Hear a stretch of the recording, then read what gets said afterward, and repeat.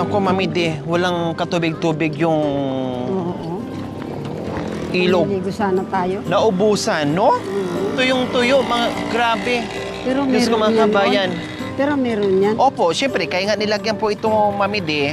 Ang lalim ng Oo. diki, ang lalim. Ibig sabihin, talagang dinadaanan to ng maraming tubig. Pero ngayon, kita nyo naman, bakas, ayan o, talagang Ano yan? nagtutuklapan na yung Kangkong yun. lupa dahil sa sobrang init. So ayan, nandito kami sa magandang pasyalan. Maganda dito pasyalan, Mami D. No? Kasi bukod sa mahangin, parang ang sarap sa pakiramdam na maglakad-lakad ka lang dito, uupo ka, and then meron kang dala-dalang merienda. Ang sarap dito. Yung dating may tubig, ngayon nagiging laruan ng mga bata. Oo. Diba? Ganun pala kainit ngayon, Mami D. Oo. At take note, Mami D, sa ibang lugar ngayon, tulad ng Maynila, iilang school doon na walang pasok. Oo.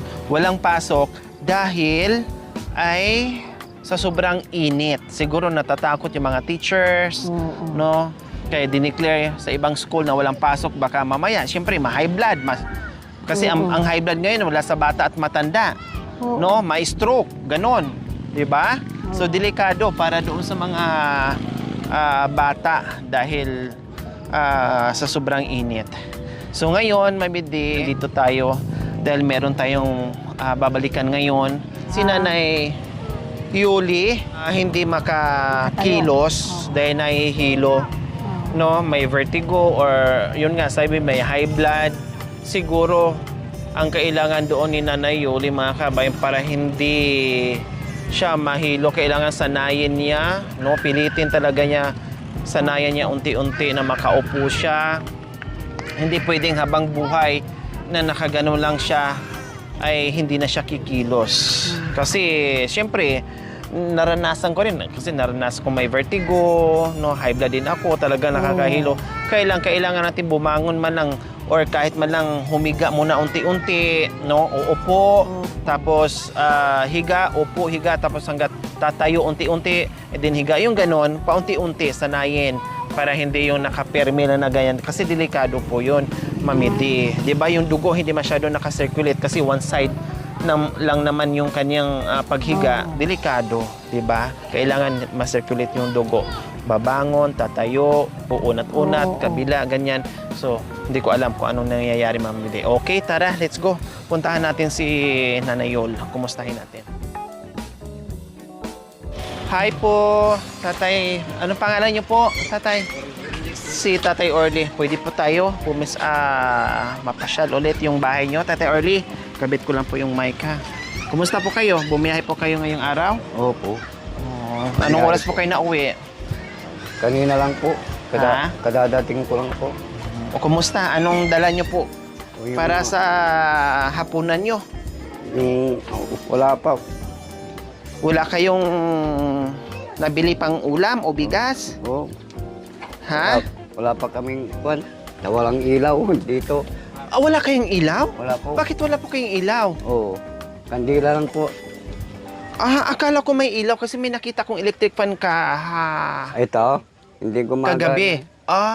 Hindi po gumagana yan. Wala kayong ilaw. Kandila lang po. Meron pa ba tayong ilaw sa sasakyan? Ha? Kakaubos lang itong kandila. Okay, sige. Titinan mo, may check mamaya sa sasakyan kung meron pandalang solar at malagyan din natin ng solar. Hindi ko po alam, no, na wala kayong ilaw.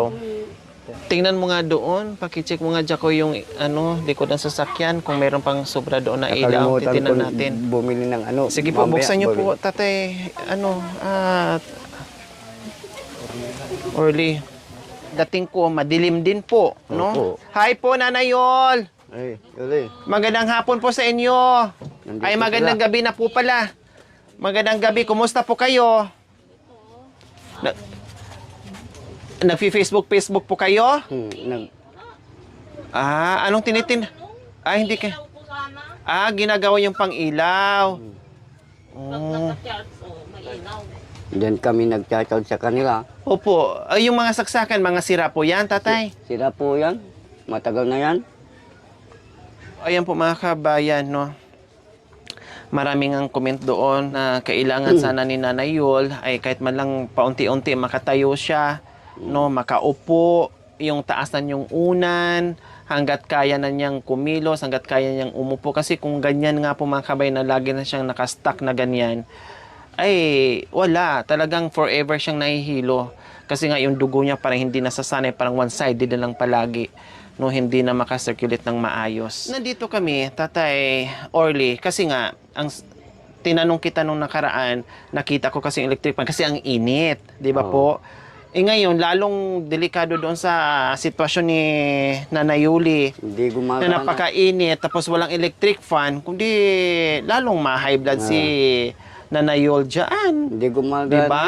Yung electric pa hindi gumagana. Tawalang ano. Pero makakunik sa anak. Pero makakunik ka sana Sa anak mo. sa anak. Di ba yung anak mo may ilaw? Oo. Pwede kang makakunik dyan. Ito kasi sira yan. Walang ano. Walang wire. Extension lang. Extension wire. Wala silang extension.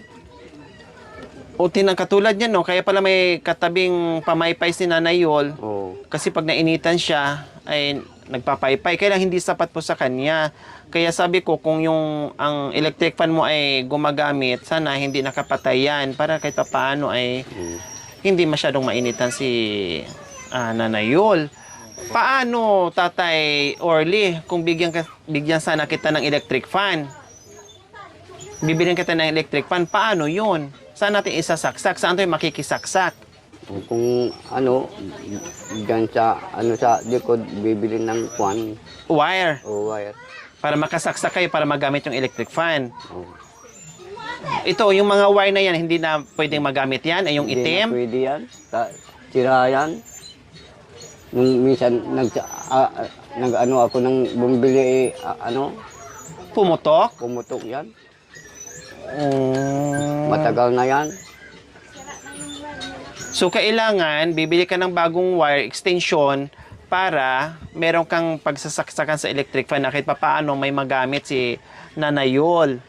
Para pag gabi, siyempre, para makatulog siya, hindi naman lahat ng oras ay nagpapaypay siya. Para pag natulog siya, hindi siya madisturbo, hindi siya mainitan.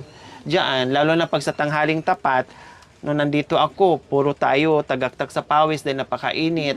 No, lalo na ngayon sa panahon ay lalong delikado kay Nanay Yul, no, dahil maraming namatay ngayon sa sobrang init, night stroke, Opo. no, yung mga high blood bawal yan, yung mga hika bawal yan sa sobrang init, kaya delikado po 'yun.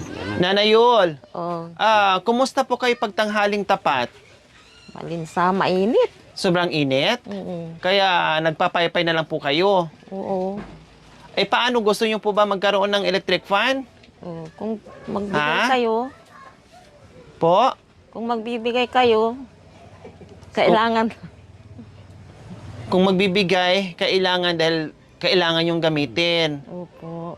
Okay, Nanay Yul, yung kahilingan nyo, sige, ibibigay namin yung electric fan sa inyo para kahit papaano ay maibsa yung init nyo dyan. Nanay Yul, ha? Opo. O, nandito na tayo, pinacheck ko yung sasakyan, mayroon pang isang solar doon na natira, tamang-tama, na kaya pala ay nakadala tayo ng ganito, no? Kasi tama-tama pagdating natin dito ay wala din silang ilaw. So at least ito ay hindi na nila problemahin yung bayad buwan-buwan, no? Libre na at ikabit na rin natin. Malaki na po yung mga kabayan, yung solar natin. Yung panel, kasi gabi na po Tatay Orly, ilagay lang po namin dyan. Tapos bukas, ipalipat nyo na lang po sa anak nyo, ha? Kasi may bibigit itong mga team ko, baka mamaya hindi kakayanin yung bubong nyo dyan. Palipat nyo na lang po.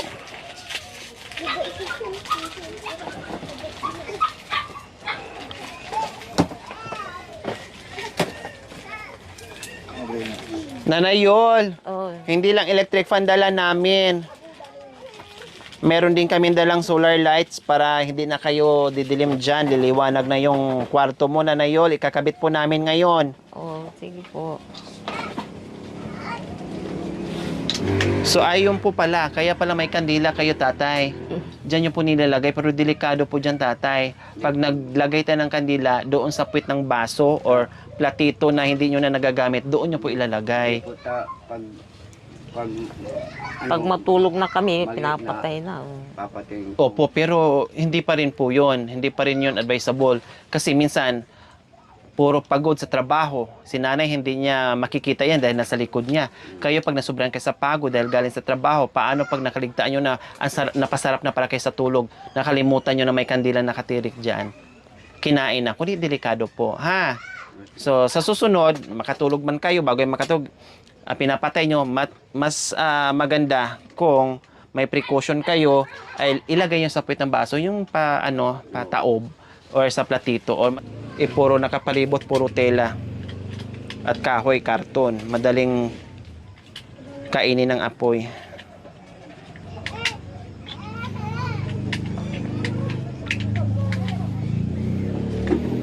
So ayan, tatay, somatic. Salamat po.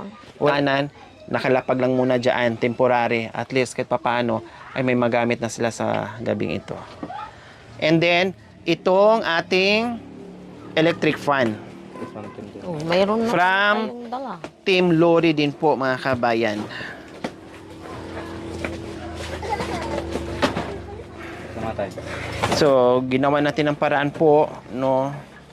Kasi nag-alala nga ako dito sa kay nanay, napakainit, lalong delikado doon sa sakit niya. Kaya sabi ko, hatiran natin ng electric fan. Yun pala, walang kuryente. Plus, siyempre, walang kuryente, walang ilaw. O ngayon, nagawa ng paraan natin yung ilaw, maggawaan din ng paraan yung electric fan.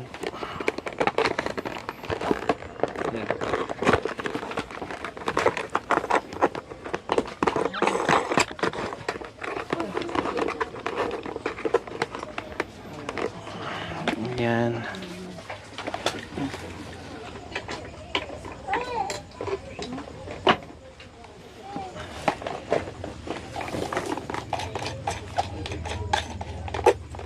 So, ayan.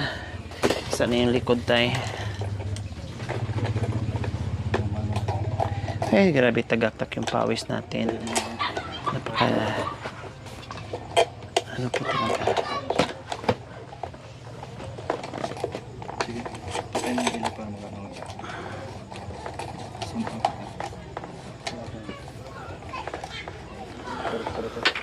So ayan po mga kabayan, no, ina-install na rin natin yung electric fan. Malaking tulong to kay Nanay Yol. Then napakainit talaga ngayon at napakadelikado sa kanya. So kailangan talaga na mayroong electric fan. Ayan. Kihawak tayo. Kihawak po.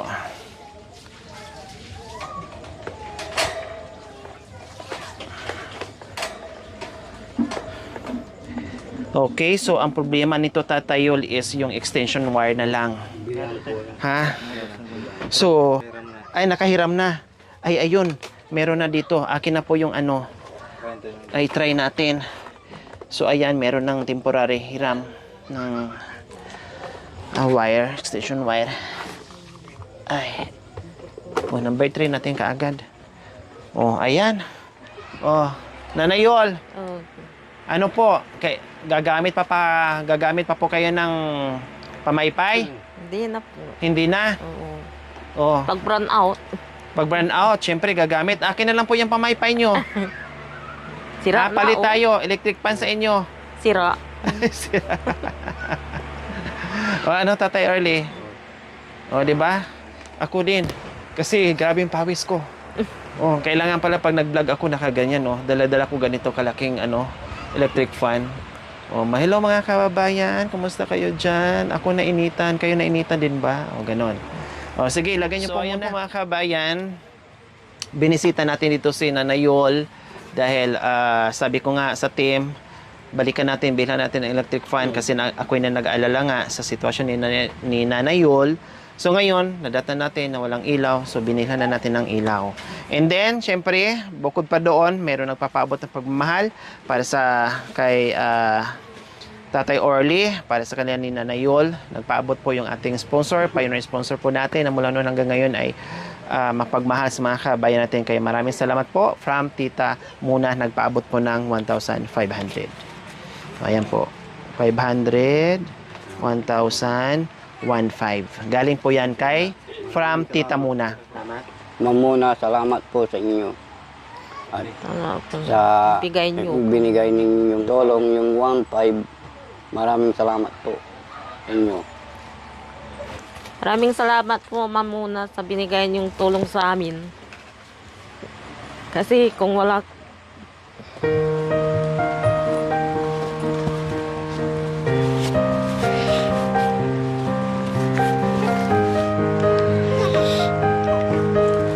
Ayan, naging emotional si Nanay. Laban lang, no? Hanggat maari po, Nanay Yol.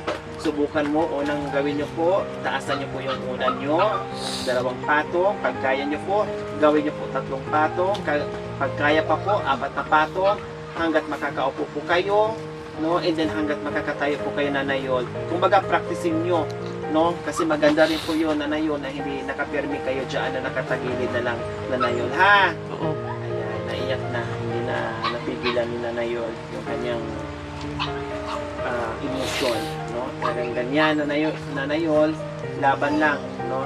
Importante, nandito si Tatay Orly, no? Na patuloy sa pakikibaka na kahit nakaramdam na ng hirap, pero nandyan pa rin, no? Tumatayo pa rin para kahit papaano makauwi siya at may pambili ng pagkain. So muli, maraming salamat sa Team Glory na nakapag-abot ng solar lights and electric fan, and salamat din po from Tita Muna sa cash na 1,500 na para dito sa kanila ni Tatay Orly and Nanay Yol na pambili-bili ng pangangailangan dito, no? Although nabigyan na sila natin ng nung nakarang araw ng ayuda, so yung cash ibili nila kung ano pang kailangan dito sa loob ng bahay. Kaya maraming salamat po muli from Tita Muna sa inyong ginitawang puso. Naway pagpalain po tayo ng Panginoong Diyos araw-araw.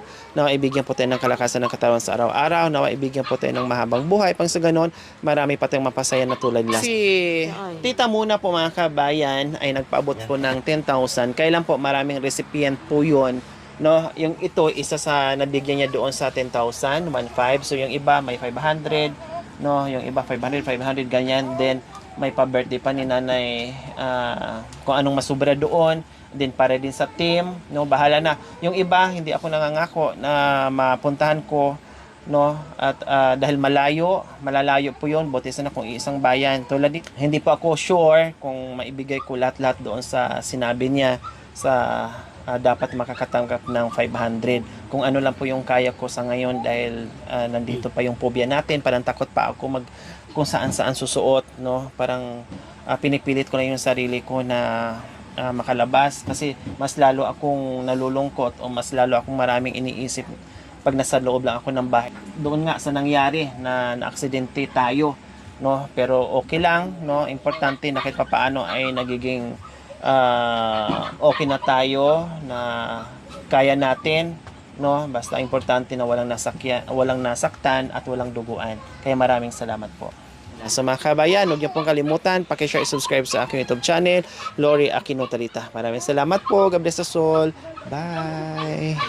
Bye-bye po, Tatay Orly. Ayan. Bye-bye po, Nanay Yol. Bye-bye po. Ayan. Okay, let's Maraming go. salamat sa inyo lahat. Opo, walang anuman po, Nanay Yol.